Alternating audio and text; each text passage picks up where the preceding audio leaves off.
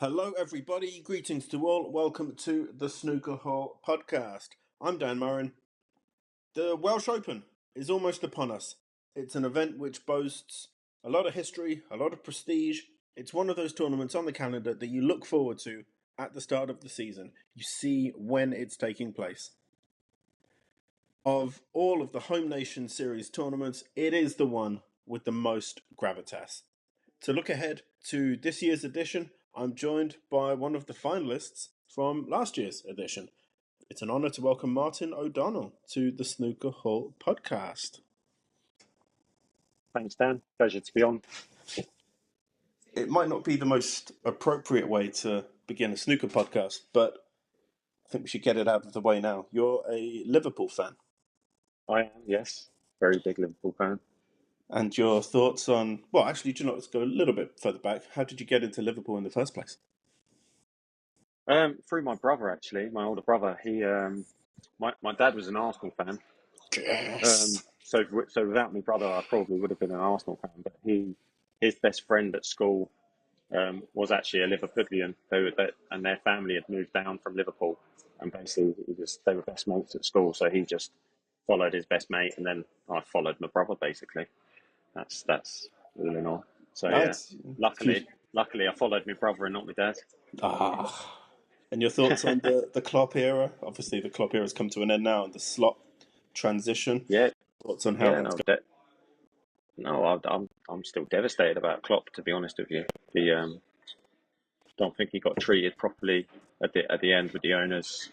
You know, they cut away all of his, help from above, sporting directors and all that. And then he announces he's leaving because he can't carry on like that because they weren't replacing him. And then, 2 minutes later, all the old sporting directors are coming back. So, since he got to since he won the Champions League, the Premier League, they went cheap. They've just been going cheap, to be honest. We're a sell to buy club. I mean, it's embarrassing. So I feel sorry for Klopp, to be honest with you. And Slot, listen, he's been given a great team. We was in the same position last year. I mean, we were 5 points clear last year. So, nothing's changed. They didn't back in the summer either. They've signed him a goalkeeper for next year, and £10 million on an injury-prone Italian. So, he's played about 8 minutes all season, hasn't he? So yeah. I mean, I prefer the football under Klopp, but what I will say is we do look a bit calmer under Slot. It is nice to know that when you go 2-0 up, the game is pretty much done, whereas that wasn't always the case under Slot, and that's what made it exciting. So yeah, I don't know. There's a long way to go in this title race. I think not many managers come and win the league in the first year, so it'll be interesting to see how he handles that. 10 games to go if we're still 4 or 5 points clear, or if it's down to 2 points, or you might not even be in front. Who knows?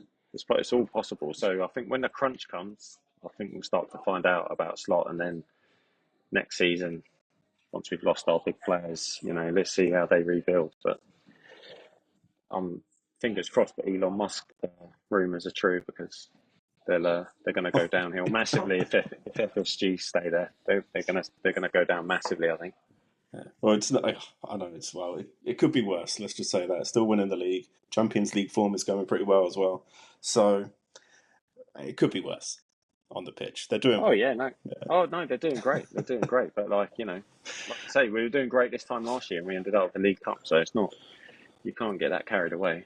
Well, I would be happy with that as an Arsenal fan, but we're an England.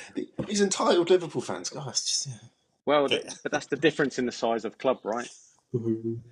We're about Champions Leagues and league titles. If you're happy picking up the odd League Cup, that's up to you. Well, it's been nice talking to you, but anyway. So you like football? What other sports are you into? To be fair, since I like a lot of sports, I like tennis, I like golf. I don't really get time to watch them, to be fair. But I like my Irish sports as well. I'm quite a big hurling fan. Okay. I find that would be my second sport to watch past football. don't know if would have ever come across it, but Hmm. if you actually, I've been to a few of the games over there, and it's definitely the best game I've watched live. So fast, and something's always happening. Um, I know the reputation of the sport in the past was always that it's not for the weak at heart. Is that still the case? yeah, that's still the case. Yeah, So yeah. it's There's for those made of tough it's for, stuff. it's for the hard. Well, yeah. You get wooden sticks. Slapped on your hands and and your legs, and it's not for the faint-hearted. That's for sure. No, when you say But it like that, that's a fair point. Yeah. Outside of sports, what are your interests? outside of sports, to be honest, you don't. Since I've had kids, you don't really have that many. You're just full time looking after them. So yeah, I just outside of sport and snooker, yeah, I just like spending time with my kids and watching them grow. Try and guide them into sport a little bit. Keep them active and watch them grow. Really, obviously like my music and stuff like that. But yeah, no, there's it's busy with two young ones, so there's yeah, they take up all my time really, which is not a bad thing. I'm quite grateful. And how old are they? 7 and 4. Okay. They're really good at yeah, they're at really good ages now. Yeah. They're Yeah. both boys, but Yeah. they fight a bit, but they are good. Definitely. Yeah. They're supposed to. They're supposed to fight, aren't they? Yeah. No, so that yeah, they start really becoming like, their own personalities at this point. A 3 month old, it's not the same, but when they hit, they actually become Yeah, little individuals. humans. Yeah, Yeah, it's yeah. Fair enough. yeah. The well, you're a professional snooker player. Who were your snooker heroes when you were growing up? Who were your Um, inspirations when you were a kid and coming through the youth game? yeah, we always followed Jimmy White. So my mum and dad used to always watch snooker, so they were massive Jimmy White fans. So obviously that followed into me. Um, but like Joe, as I was growing up, he was starting to go, fastest boot really, and at that stage, I really took to John Higgins, Ronnie O'Sullivan, obviously, but I was quite a big Matthew Stevens and Paul Hunter fan. I really used to like watching them two and John Higgins. They were my three favourites, really. But I'd watch them all. But they were the three I liked the most to watch. Hendry as well. Don't Hendry as well. Don't take him for granted. He was, you know, there's nothing wrong with watching him drop the long red in for the black every time and make 100. But yeah, for flair and stuff like I don't know. I don't know why I was always drawn to John Higgins. I think just the way he solidly played. I don't know. He just never looked like he was going to miss. And then I used to like the flair of Stevens and Paul Hunter really. So yeah, that's kind of who Uh, how I fell in love with snooker really watching them. and who in your journey to becoming a pro, who's given you good advice? Who's been a rock for you on and off the table? Um, obviously my family has always been a rock for me because there's plenty of down. There's a lot more downs than ups on your journey getting to the pro game and even in the pro game. Um, since I turned pro, I'd say a big influence in two guys have been a big influence in my career. One would be Ian McCulloch, so he's mentored me for quite a number of years. And the other one would be a chap called Kevin Starr who sponsored me for a long time. Loves snooker, comes round with me to tournaments and stuff, and he's picked me up off the floor a lot of the time because he comes to my, he doesn't come so much now, but he used to come to all of the games and just loved snooker and supported me and lived it through me as well. So yeah, them two would probably have the most influence on my career so far. And you said that there are ups and downs. In 22, 23, you played on the Q Tour, and well, you ended up winning it. What is the Yeah. difference between the Q Tour and the main tour? What are the main things that make And one harder than the other, or vice versa? I don't know. The Q Tour has its challenges because obviously you're playing around in all the clubs again. So you're playing on club tables, big pockets. So you kind of you have to adapt your game a little bit. You can't play the same that you would play on the pro tour there. You know, especially for me, who would be perceived as a more defensive player, but I actually don't think I am that defensive. I think I'm, I might not be the quickest, but I'm pretty aggressive in my shot selection. And there's a lot of good. It's very similar, to be honest, because there's a lot of good players on the Q Tour that can beat you on any given day as well. So um, it doesn't surprise me to see some ex-pros struggle a little bit on the Q Tour. Um, it's far less professional. You're getting put off a lot more. You're not playing in your little cubicles, and but the main difference for me was when I was on the Q Tour. I've obviously been there and I'd lived it before, so I knew I could do it. Whereas 90% of the people you're playing, or 95% of the people you're playing against, have not ever qualified for the main tour before. So whilst they hope and wish and believe that they can do it, they don't know they can do it.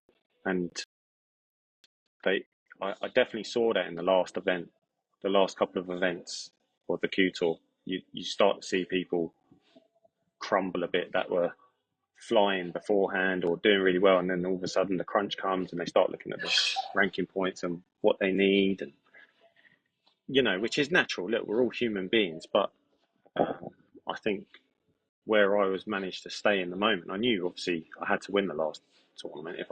I knew if I beat number two in the last event, or I could finish top. So, or number one. I think Ross was number one going into the last event, but I knew if I played him in the final and beat him, that I would overtake him. So I knew it was totally in my hands.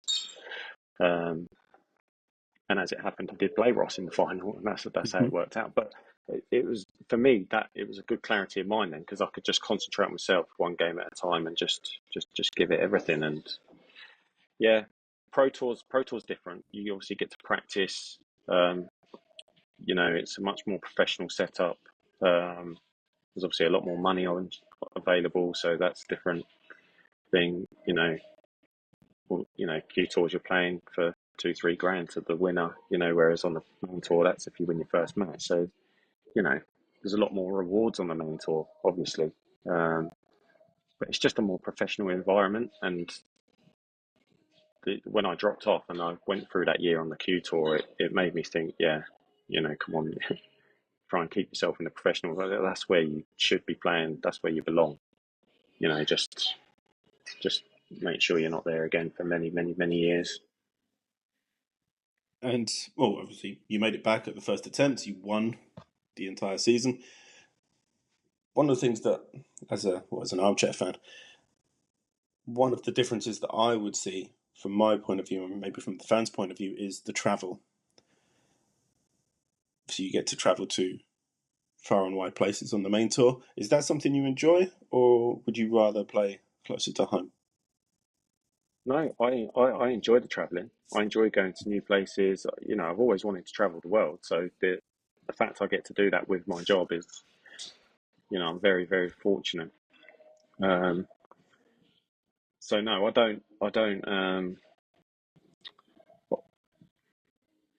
get me wrong. I don't think I want to play in China every week. But I tend to do better out there than I do over here sometimes, because over there, that's all you've got to concentrate on, is basically, when you eat, when you practice, and when you play, because you're on such a different time zone. It's not easy to keep in contact back here. But when you play back home over here, you have a lot more distractions. You might get a lot more messages and, people wanting to come to tournaments. So no, I thought I'd do, for example, when we was in COVID year, we played at Milton Keynes, and that's like 15 minutes from my house. And I didn't enjoy that at all, because I didn't have enough time to get a defeat out of me by the time I got home. So Okay. so I was guilty of bringing it home a little bit. Whereas if you've got a 2-3 hour drive, you can curse yourself for the first hour in the drive home. Do you know what I mean? Yeah. And try and get it out of your system. By the time you get home, you're like, right, okay, life goes on. It's fine. You know what I mean? Let's have a cup of tea and carry on. Whereas when you're only 15 minutes up the road, you don't have that time. You go home, you're still fuming. But everybody still loves you obviously at home, and they want your time. But you're still in well, I am. I'm still in game mode. So I'm still a bit pumped up after a game. Um, Obviously, it's great when you win. But obviously, for the lost part of it, when you lose, it is nice to be able to have a few hours before you get home to get that out of your system and just move on, basically. Nice, yeah. No, and I wondered if, well, no, I suppose that's part of the human element of the sport, and that's one of the aspects of sport, individual sport and team sport, that I find so fascinating. Is, well, we're humans; we can never achieve perfection in any aspect of life, but that's the yeah. Well, I know some players will that I've spoken to, they'll get over it in a few minutes, and some need a few hours, some need a few days to really feel back to normal again after a defeat. But this point you mentioned about traveling to other parts of the world, when you're playing, do you get a chance to visit these places, or is it just a case of get in, play, and get out? Uh, Depends how you get on, to be fair, Well, I on know the the snooker schedule. would be the priority, Yeah, it so depend. but So it's it depends. Like when you go when you go abroad, you do get a chance to go around a little bit. Um, I would say, but it does depend on the schedule. Like if you get a day off or in the schedule or not, or it depends what time of day you're playing. So if you're playing at 10 in the morning and you're winning, happy days because you're done by lunchtime. You can go and have lunch back and then enjoy the rest of your day. You might go out and see something, but if you're playing at 4 o'clock in the day or 7 o'clock, you don't go out and see anything. Well, I don't anyway. You don't really go out and take in the city or the town that much because you're just preparing for your match that day. So a lot of that depends on, for me anyway, what time of the day you play. So if you play early, happy days because you don't have to wait all day for the game to arrive. You get up, have your breakfast, bit of practice, and get into it. And then obviously, if you win, you really get to enjoy the day, um, and you can go around and have a look where you are. So yeah, it's it depends on the schedule. A lot of it depends on your schedule. and final question on travel before we move on to the Welsh Open. Is there someone you like to travel with? Players you like to go for dinner with? Players you like to practice with? Hang out with when you're on tour? Yeah, yeah. No, I've got a few friends on tour that I go with. So obviously Alan Taylor and Robbie Williams, I'm quite close to, and Anthony Hamilton. Um, I travel a lot with him to the Far East. And yeah, we go out for dinner. Stuart Bingham, stuff. Look, because I practiced with them quite a bit. And obviously now I've joined Barrett's in Northampton. I practice quite a lot with Kyron. Um, there's a couple of other players here, Rory and Harvey, but obviously they're on the amateur tour, so your calendars clash a little bit. So obviously I don't actually get to play them that much, to be fair.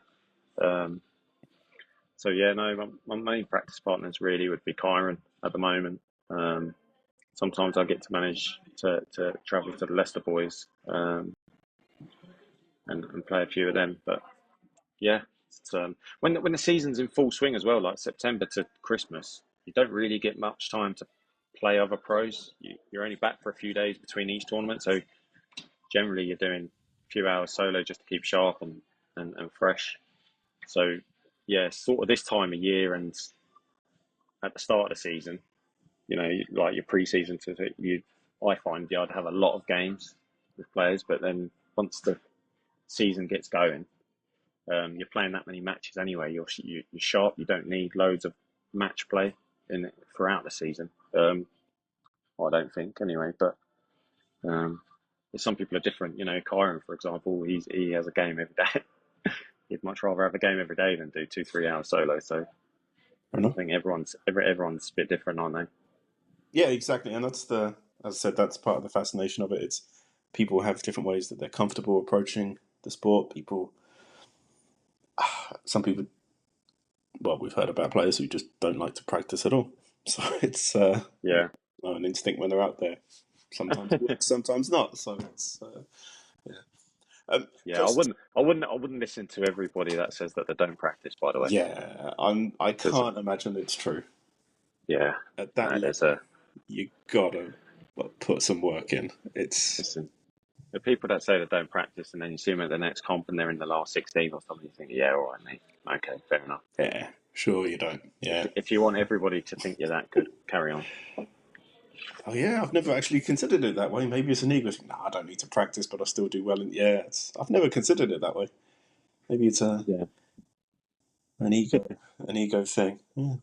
I don't know, but don't get me wrong. There is people out there that generally don't practice that much, um, and and like the talented ones, the ones with a lot of natural talent, they probably don't practice as much because they don't need to, in a way, or they don't feel like they need to.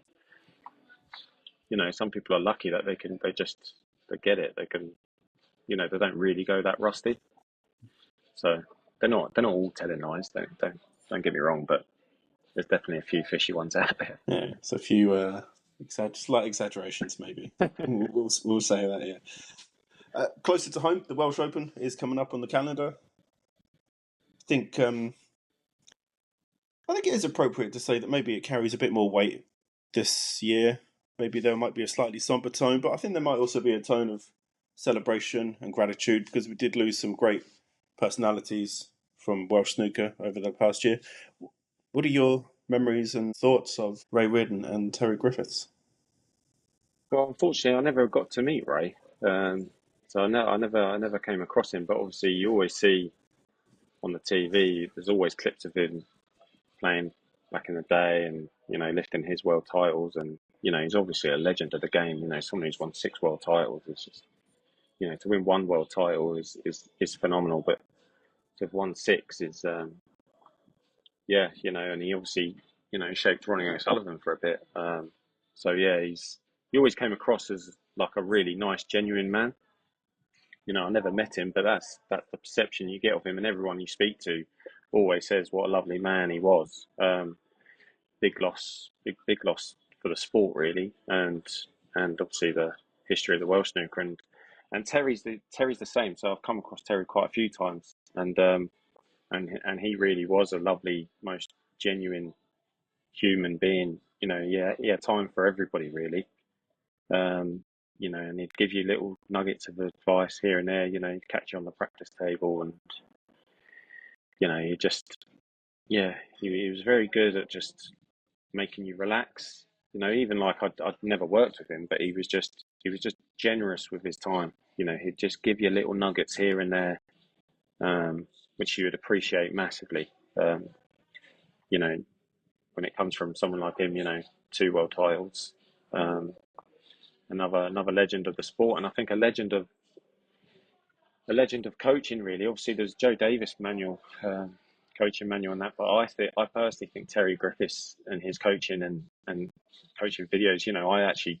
The first coaching video I ever got bought was the Terry Griffiths one. I think he's been massive for coaching. I think, and inspiring other coaches around the world to do stuff. So yeah, they're 2 big losses to the sport, and but I'm sure in Llandudno in a few weeks' time, we'll pay tribute to them handsomely, like it should be done. Um, and we celebrate their lives and their careers. And the whole snooker world loved them. Um, so no, listen, it's sad to lose anyone, but when you lose, you know, ex-world champions and people that have done so much for the game and given so much for the game, yeah, it's extra sad, really. Over the autumn, I was joined by WPBSA coach Colin Matty, and he learned from Terry. Terry was his coach for a little while. And I've mentioned the story a few times on the show. But one thing that really stuck out for me was a story that Colin told about Terry. And people are going to be bored of hearing this. I think it's might be the 4th time I've mentioned it. But Terry said to Colin, "I'll probably learn something from you today." And Colin's reaction was just, "Oh, you're Terry Griffiths, you're a former world champion, you've won everything there is to win. How can you learn from me? I'm supposed to be learning from you."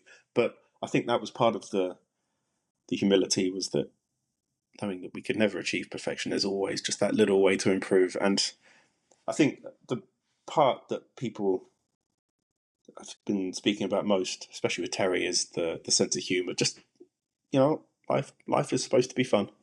Yeah, Have fun. It's yeah. as long as you enjoy it, then Oh, who he had a cares? great Yeah. sense of humour.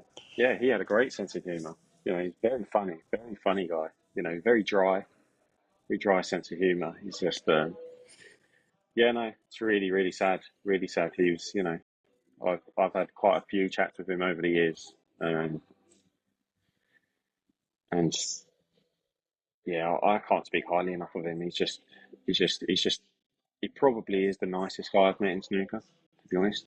Huh, that's grand praise because there are some nice Yeah, guys in snooker. But yeah. yeah, there is plenty, but I think for someone who's genuine, and I, I, I would have to put him at the top, to be honest. I'd just take this opportunity to direct anyone who's listening to a previous episode fairly recently with Paul Collier, and Paul ends our chat with a doozy of a story about Terry Griffiths.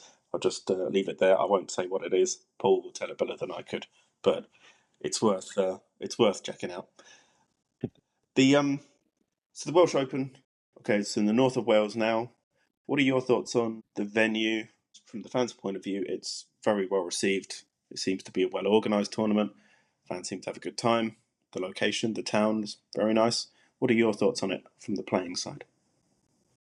Yeah, I love playing there. I love playing there. It's only the second time I played there, I think. Did know the first time I played there. I think I lost my first match, but I remember just loving where it was, the town, the way it was. The venue's really good, great setup there, and it is well received from the fans. You get a lot of support there, but it's just a nice place to go. It's like last year, the weather was actually quite good last year. You know what I mean? It wasn't that cold. It was sunshine, and you could have a walk down the beach. Um, and it's just like there's fish and chip shops everywhere. I mean, don't get me wrong. If you're looking for late nights and boozy nights, it's not really the place in February to go, because I think everywhere shuts about 8:30 at night. But it's just a nice place. The, the way I would sum it up is, when I was going to Llandudno last year, I actually wasn't in a very good place, with my game on the table. I didn't feel, even though I was doing well, I struggled a bit after Christmas to get back into it, and I don't know whether I had Christmas blues or whatever. I just didn't. But when I arrived in Llandudno and I got into the hotel, it just all went away. It lifted it all, and it was just like, oh, it's nice to be here. You know what I mean? I've been looking forward to coming back here. Went to the venue, had a practice. Like, no, this is a nice place to be. So it can change your mood. Um, but no, I think it's a great setup at the venue. And like I say, I'm not just saying that because I got to the final last year, but the first year I played there, I really enjoyed playing there, but I'd lost my first match. Um, but I remember thinking, I'd love to go back there. So yeah, no, I really like Llandudno. I think it's a popular spot on the calendar. Um, and hopefully it stays there for many years. And you just mentioned you made the final there last year. I had a look before we spoke. I had a look at your run to the final, and I'm just going to reel off some of the names. I'm sure you remember them. So in qualifying, you won a close one, 4-3 against Ryan Thomason, friend of the podcast. Yeah, And in the final stages, you beat Chris Wakelin, Anthony Hamilton, Marco Fu, Luca Brissell, who at the time was defending world champion, and Elliot Slesser. I mean, that's a good mix. I mean, there are some experienced war horses in there, we'll say. And yeah. obviously, you say you know Anthony quite well. But there's a nice mix of youth and experience in that run. So that's got to give you a lot of confidence. How were you feeling about your game throughout the week? Um, well, it just started well against Chris Wakelin. Um, so I remember getting down to play my first long shot against Chris, and I don't know what it was, how I was set up.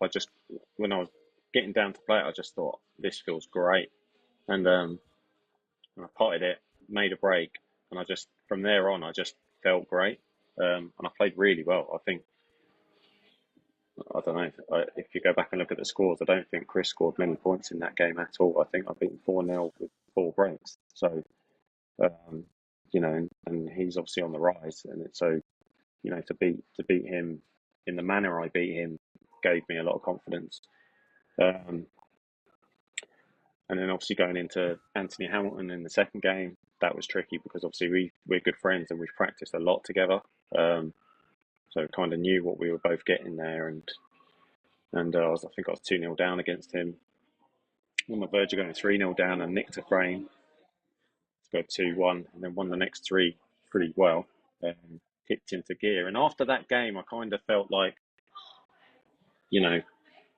nothing was going to phase me. Nothing, doesn't matter how the game comes now. I seem to have an answer for it, and then the next game against Marco Fu was pretty tricky because I don't think we started till nearly 11 o'clock at night. It was the roll on roll off session. And so, yeah, I don't think we finished till about 1 o'clock. But, thankfully, there were still fans that stood around and waited for us to watch. And, I thanked them afterwards because I said, it does make a difference that you hang around and you watch us to the end. So, yeah, I was feeling really good at this stage. Obviously, then I played Luca, and I'd beaten him at the Scottish Open earlier in the season. And I've beaten him a few times. But obviously, playing him in a quarter final where he's now had a few matches as well, I knew it would be maybe a different ball game. But again, I really enjoyed it. I think that was my first match on the match table, and I played pretty well, so that was pleasing. Stood up and finished the match well. So yeah, felt great, and then obviously super excited about the semi-finals.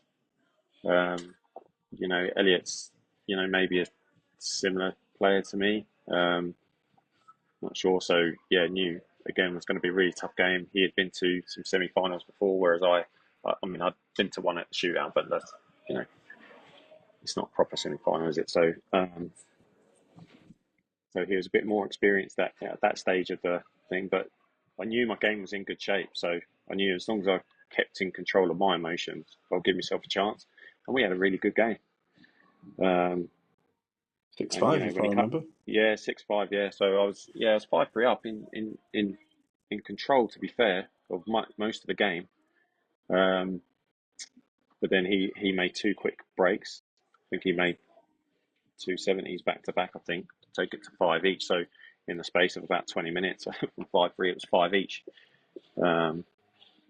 But then to get my chance in the last and stand up and make a century to finish the match and get into my first final, that gave me a lot of confidence and belief to carry on, really. So yeah, I take a lot from it. Oh, but to finish out, especially when you've been pegged back in quick fashion, you see it all the time. Maybe maybe it's not my day, but not to stand up and make a century. To be honest, I forgot you made a century in the decider. So yeah, that's got to boost up the confidence levels, as you say. Yeah, I mean, looking back at that week, what are your thoughts now? I mean, at the time, maybe okay, Gary Wilson won the final, but looking back at it now, a year later, what are your thoughts on it?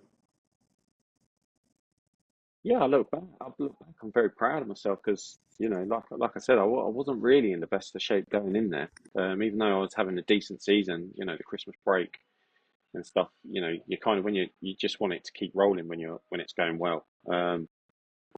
So yeah, that was my first comp for about 6 weeks, I think. So um, yeah, no, I'm really proud of the way I played that week.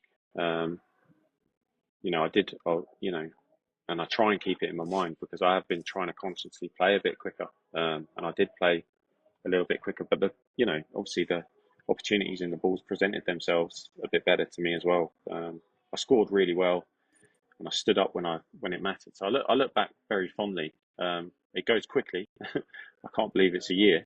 Yeah, I can't believe it's a year since it happened. But no, I draw a lot from it because I know when I get myself into that position again, that I've done it before, I can do it again. And I'd certainly, try and find a better way to prepare for the final next time out. Yeah, so there's a few things that I would do differently from the semi-final to the final for next time. But yeah, not taking anything away from Gary. You know, he was too strong for me on the day, and he was a deserved winner. And looking ahead to the rest of the season, you've already qualified for the World Open, and you've been drawn against the hitman, Michael Holt. I mean, he's obviously a veteran at this point in his career. That's going to be a tough match, but you got to fancy your chances, right?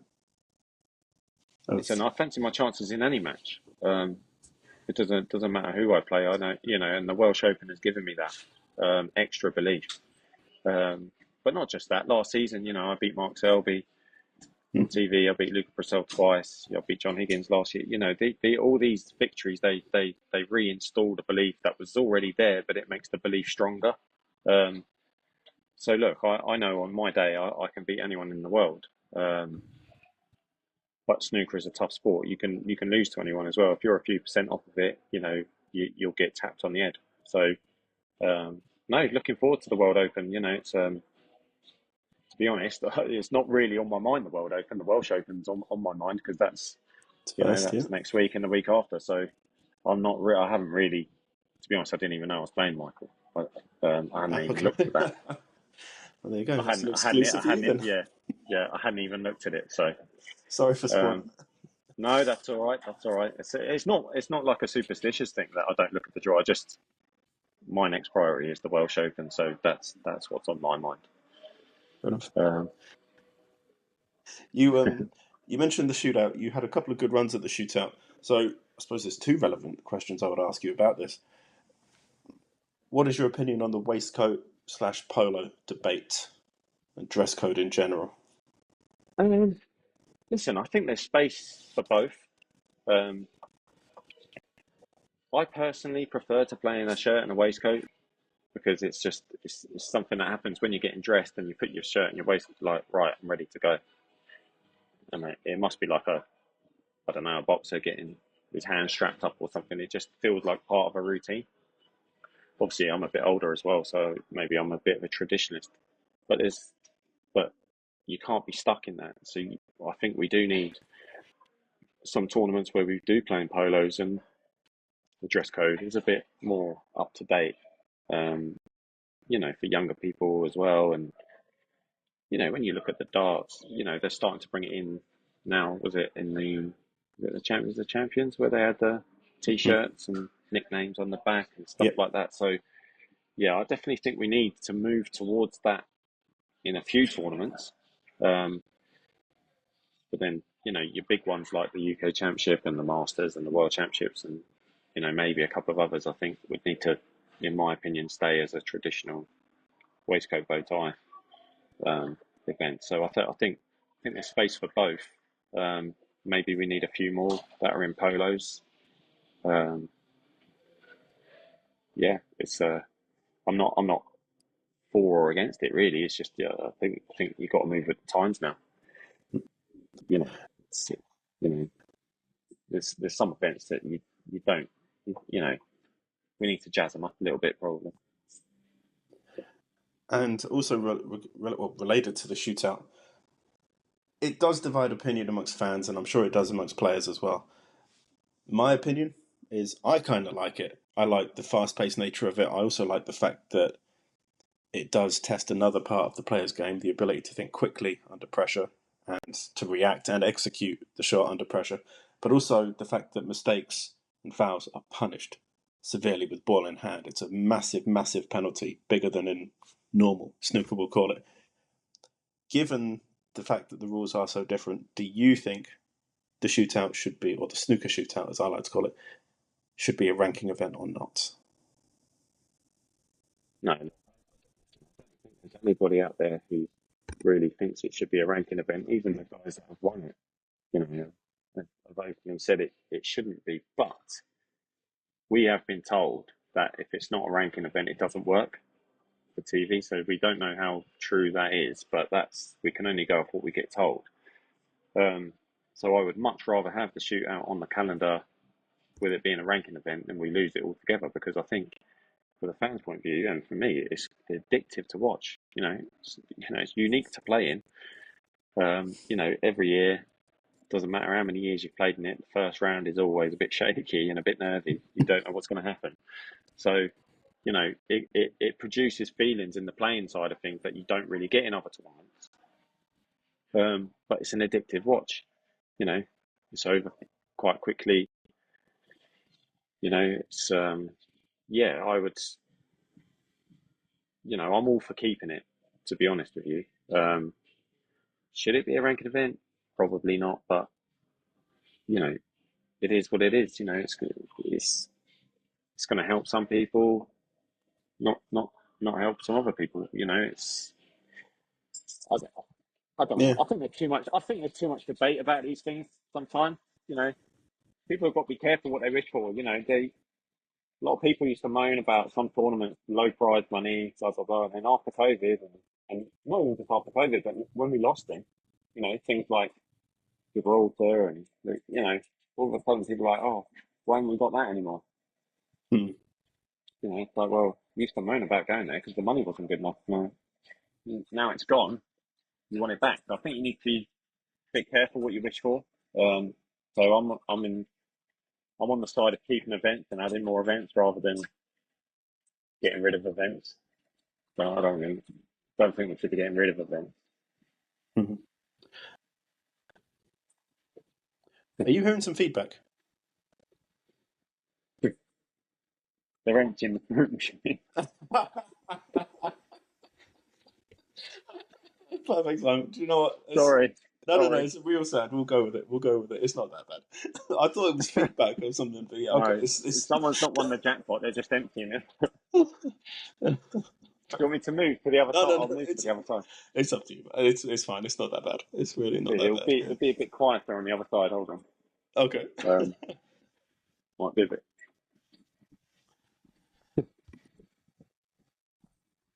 So, don't know. This is about as far as I can go. That's fine. That's fine. Although it's Yeah. stopped now. Typical. No, it's fine. Don't worry about it.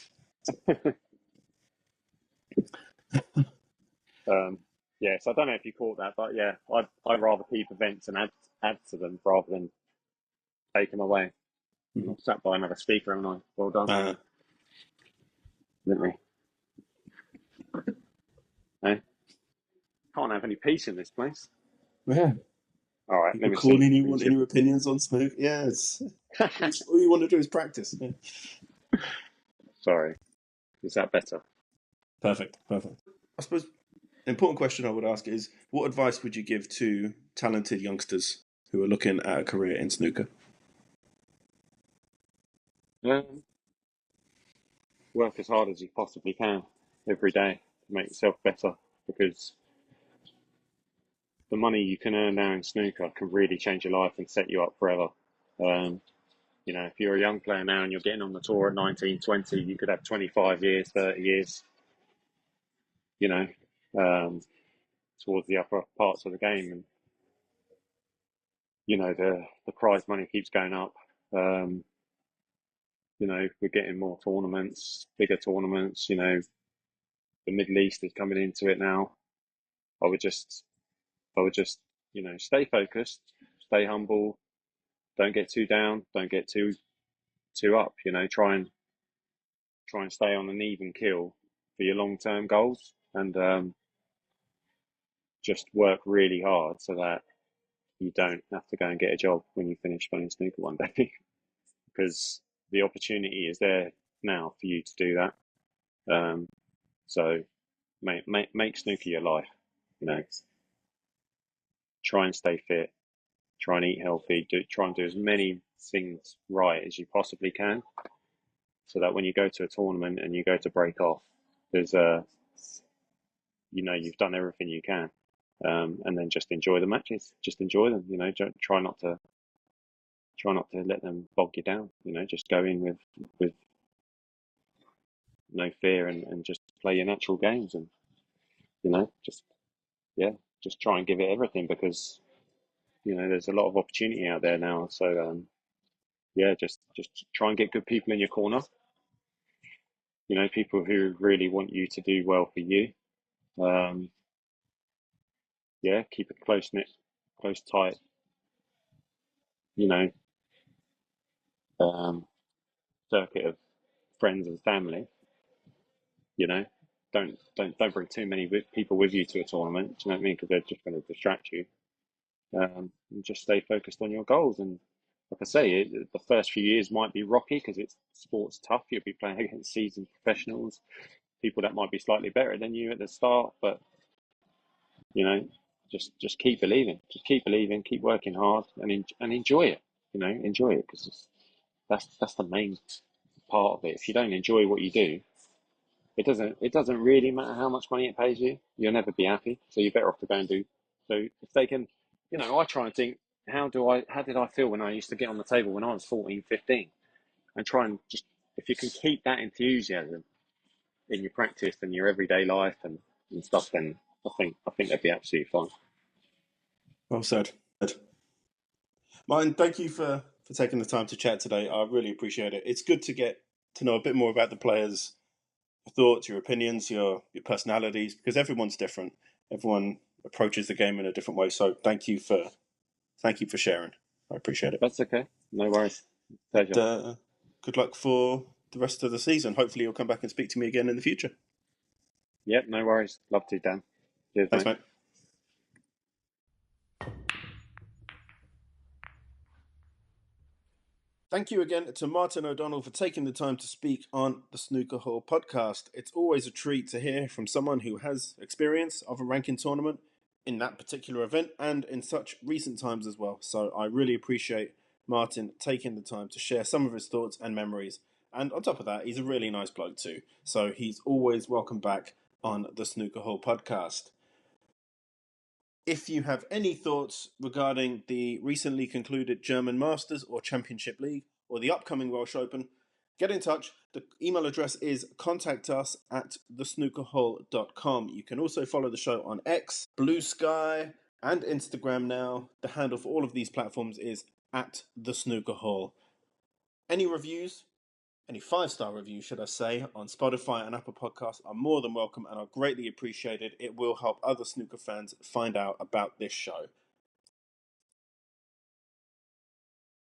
The Snooker Hall podcast is coming up upon a 1-year anniversary, its first birthday. I want to say a big thank you to all of the guests who have joined the Snooker Hall podcast and shared their thoughts, their memories, some stories. It has been an honour to sit and listen while they share their stories with the Snooker Hall community. I'm very, very grateful. But the biggest thank you goes to the Snooker Hall community itself. This show would be nothing. It wouldn't exist without the Snooker Hall community. So I just want to say a massive, massive thank you to everyone who has checked out the podcast, everyone who has listened, everyone who has got in touch with correspondence. And the show would be pointless without snooker fans listening. So thank you. That's all I can say is thank you. As we know, the Welsh Open is just about to get underway. It's the start of a run of tournaments which promises to deliver high quality snooker. Pretty much from here to the World Championship, there's something going on in snooker. It's a great time to be a fan of the sport. I hope you all enjoy watching it. But until next time, take care.